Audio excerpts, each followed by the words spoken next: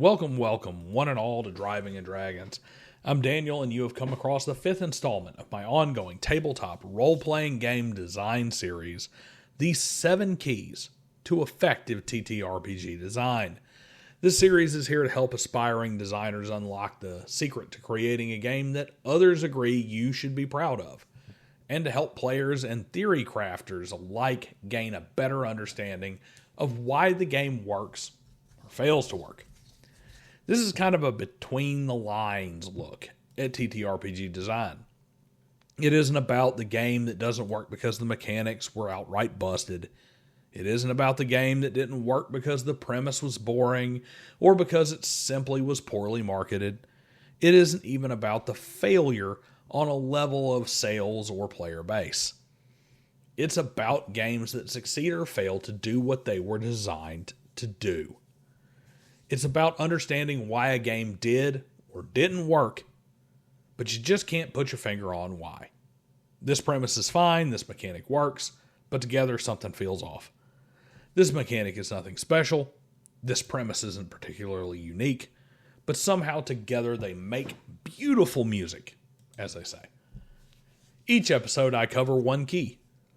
Then on the following night's Driving the Conversation stream, I host a successful game designer who shares their experience and discusses the key featured. This week we cover the feel is more important than the real.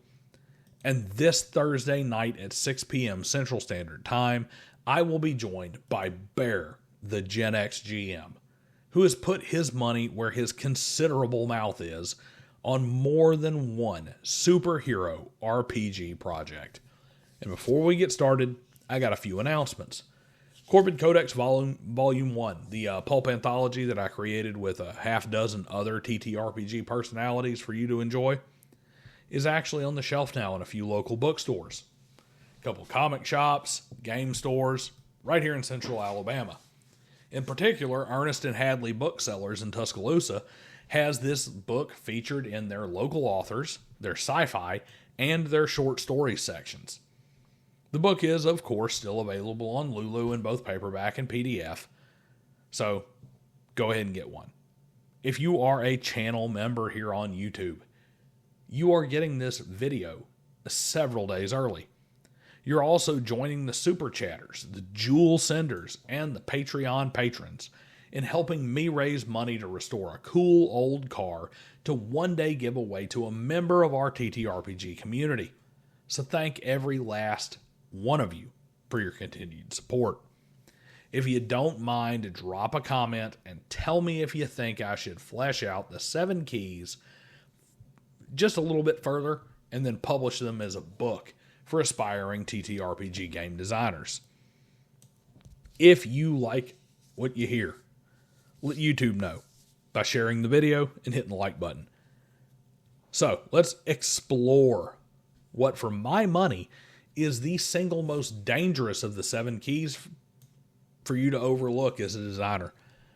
And that key is the feel is more important than the real.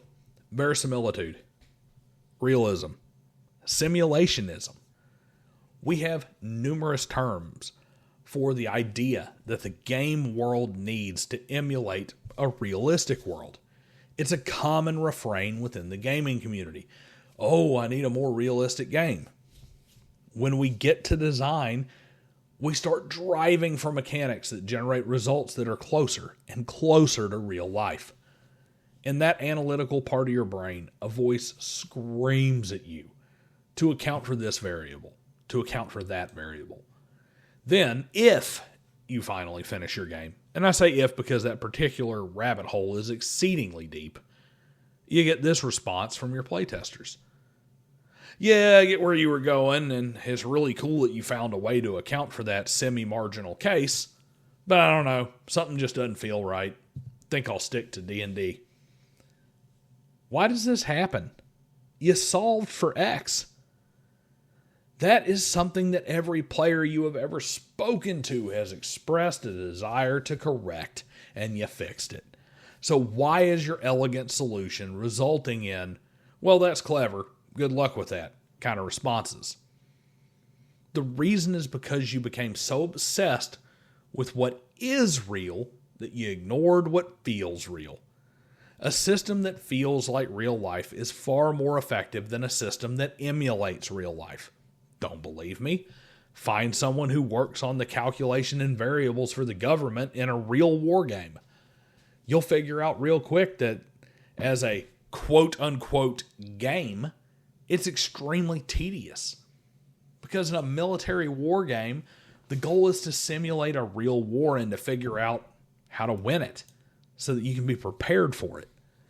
Simulating the excitement, fear, anxiety, and triumph or despair associated with that engagement is pretty much irrelevant.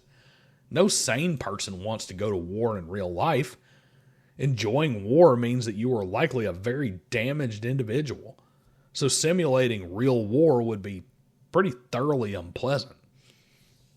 Taking things back to the act of gaming itself, you have to understand that the math involved with resolving the chaos of a situation and the feeling of being in that situation are often completely divorced from one another. In case you haven't figured this out yet, when it comes to the people playing your game, the feeling is infinitely more important than the math. This is what it means that the feel is more important than the real. When you design a mechanic for your game, the first priority is creating the feeling of how that situation comes across when you're in it, not accounting for a realistic resolution. There are two examples we can take from successful games. One good, one bad, to illustrate this principle in full for you. In fact, we can just look at the single most reductive mechanic in the single most successful RPG of all time to illustrate this. Advantage and disadvantage in 5th edition Dungeons & Dragons. First, the obvious example, combat. In real life, combat is chaotic, it's dirty, it's fast, it's stressful. It demands immediate response and immediate adjustment to stimulus. Even in the most elite fighters, with the highest levels of training and discipline, they watch the tape of their fights back and see all the things they missed and all the decisions that upon dispassionate review are clearly lapses in judgment. This is because the reality of combat is the instantaneous culmination of thousands of variable and hundreds of different minor influences. However, the feeling of combat is minutes blurred into an instance where a myriad of decisions are boiled down to a single choice and a single calculated gamble. In the game, this is a single roll with all the environmental factors boiled down to advantage on a roll. While advantage is clearly inadequate for accounting for all the factors that influence a single attack, it provides all the correct feelings of having an advantage. When you do something in combat that provides advantage, you don't think about the math. You don't consider how much it impacts the likelihood of success.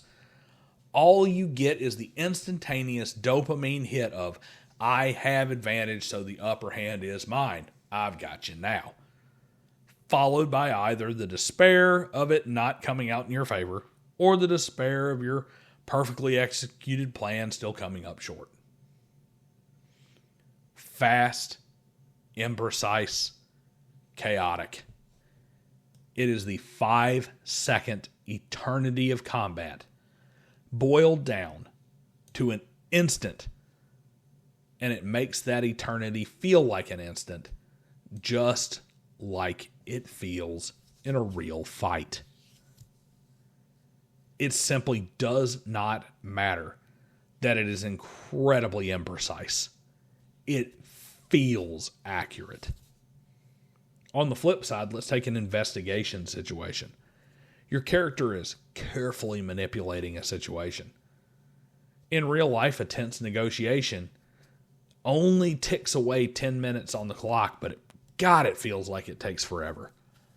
10 or 12 sentences exchanged feels like hours of intense conversation and negotiation. When your entire social exchange is boiled down to you get advantage on your persuasion check, it feels like you've been cheated. That's it. Advantage? Shouldn't I get more rolls? Shouldn't those rolls influence the DC and then give me advantage on top of that?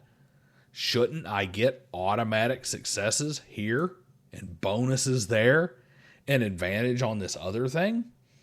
This is because in combat, the advantage-disadvantage mechanic emulates the feel, even though it doesn't particularly give you a realistic simulation of the event. Meanwhile, in the social encounter, the realism that feels like a slow, intense game of inches gets boiled down to, here you get an extra chance to succeed.